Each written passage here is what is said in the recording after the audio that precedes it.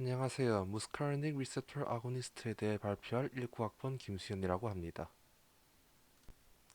먼저 무스카르닉 리셉터라는 것이 무엇이냐를 알아야 그것의 아고니스트도 무엇인지 알 수 있겠죠.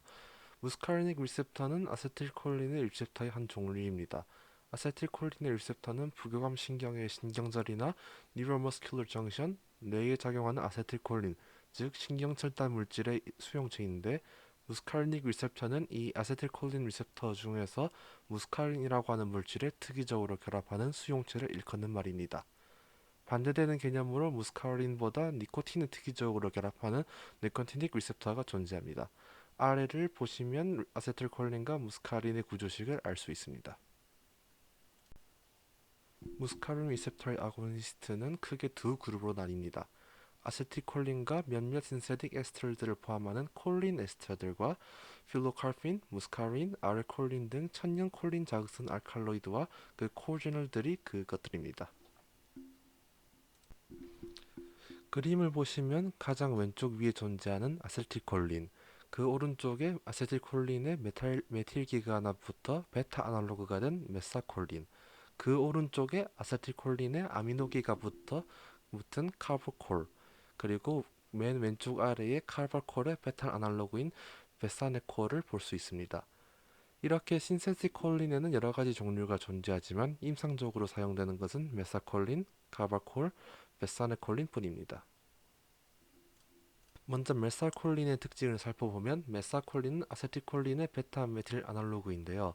아세틸콜린보다 큰 듀레이션, 즉 지속성과 셀렉티비티, 선택성을 가지는 것이 특징입니다.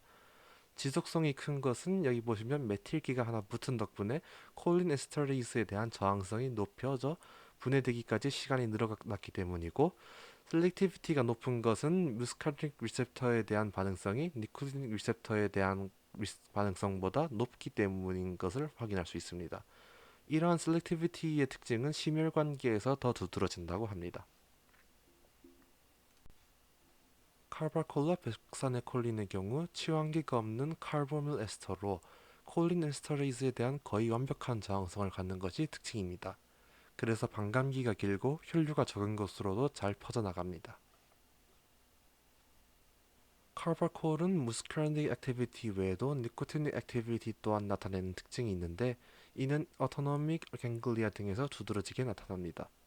베사네콜은 주로 무스카르닉 액티비티가 주이며 GI 트랙과 방광의 운동성에 중요한 영향을 미칩니다. Natural Alkaloid Muscarinic Agonist에는 무스카린, 필로카르핀, 아레콜린 등이 대표적으로 존재합니다. 무스카린은 앞서 말씀드린 대로 무스카린 리셉터에 특이적으로 결합하는 물질로 무스카린 리셉터가 무스카린 리셉터로 이름 붙여진 이유입니다. 필로카르핀은 무스카리닉 액션이 강하게 나타나긴 하지만 이것이 메인이 되는 작용은 아니라고 하고 땀샘에서 민감하게 작용합니다. 아레콜린은 니코티닉 액티비티 또한 보이는 특징이 있습니다. 이렇게 자연적으로 형성된 알칼로이드는 양리학적으로 큰 가치를 지니지만 임상적 사용은 제한적인데, 이는 시알로그규, 타액 분비 촉진제와 마이오틱 에이전트, 동공 축소 촉진제로서 작용하기 때문이라고 합니다. 아마 이러한 작용들이 부작용을 일으키는 것으로 추측됩니다. 이제 이러한 약물들의 ADME에 대해서 설명을 드릴 건데요. ADME가 무엇이냐? ADME는 Absorption, Distribution, Metabolism, Excretion의 약어로 생물 내 약물의 동태를 파악하는 것입니다. 이는 약물의 구조를 통해서 예측 가능합니다. 무스카린과 콜린 에스터들의 경우 쿼터너리 아민입니다. 콜린 에스터들은 구강 투여로는 흡수가 잘 되지 않고 BBB를 통한 통과도 적습니다. 그리고 가수 분해를 막는 효과가 있지만 신장에서 빠르게 제거되기 때문에 short acting agent입니다. 무스카린은 마찬가지로 흡수가 잘 되진 않지만 CNS에도 영향을 줄 수 있는 독성 효과를 지니고 있습니다. 필로카르핀과 아레콜린, 내추럴 알칼로이드들이죠. 얘네들은 테리세리 아민으로 쉽게 흡수가 이루어지고 BBB도 통과 가능합니다. 내추럴 알칼로이드 같은 경우도 신장을 통해서 제거되는데, 오줌이 산성화되면 양이온을 잡아두기 위해 알칼로이드의 배출이 빨라질 수 있습니다.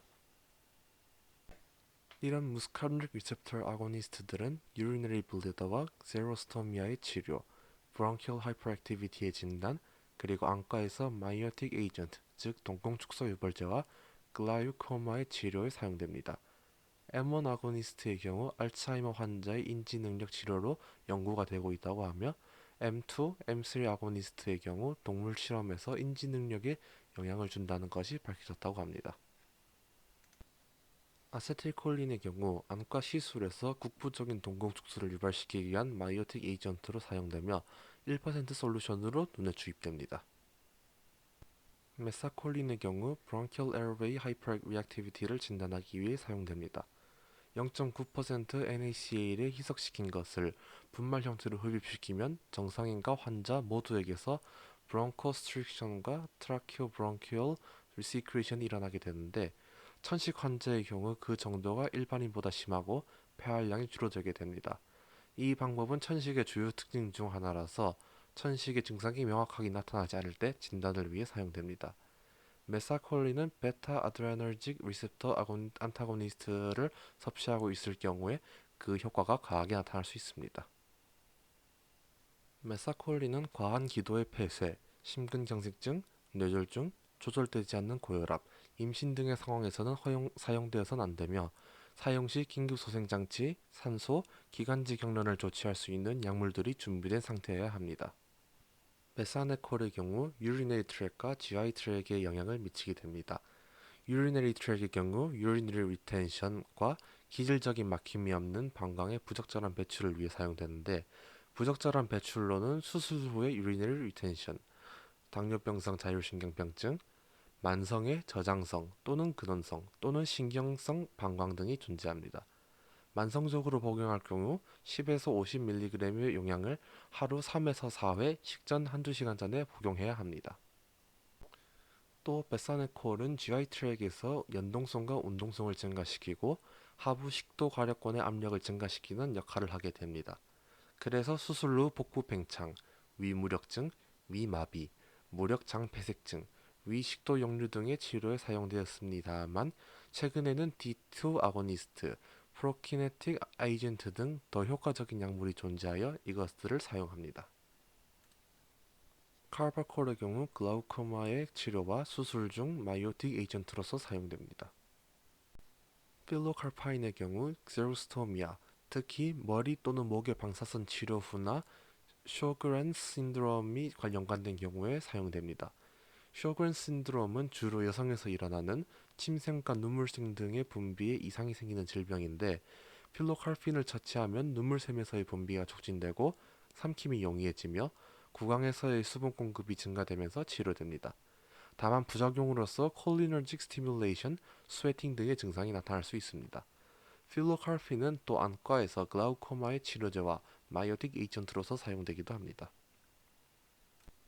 세비멜린은 침샘과 눈물샘 상피에서 M1, M3 리셉터를 활성화시키는데 사이알로고깃 에펙트, 즉 타액 분비 촉진 효과가 필로카핀보다 작아서 부작용이 적다는 장점이 있습니다. 복용 시에는 매일 30mg씩 하루 4회 복용하는 것이 일반적입니다.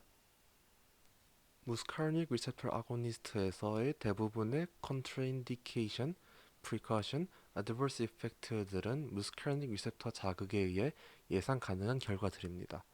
컨트라인디케이션의 요소들로는 천식, COPD, urinary GI 트랙 이상, 애시드 펩티드 디지즈, 섬액을 동반하는 심혈관 질환, 갑상선 항진증 등이 있고 adverse effect로는 발한, 설사, 목부경련, 구토 메스꺼움, GI 트랙 부작용, 방광에서의 긴장감, 시각 조절 장애, 저혈압 등이 있습니다. 이러한 것들은 대개 국소적인 안과학적 사용과 관련된 것들입니다. 마지막으로 무스카르닉 리셉터 아고니스트의 독성에 대해 얘기를 드리자면 필로카르핀, 무스카린, 아렉스콜린을 포함하는 식물의 경우 부경함성 과민 반응을 일으키는 독성을 나타냅니다. 이는 BBB를 통과할 만큼 충분한 양의 아트로핀을 비경구로 투여하고 호흡기, 심혈관계의 기능을 보상할 수 있는 장치의 구비, 폐 부종의 대비로 치료해야 합니다. 이상으로 발표는 마치겠습니다. 감사합니다.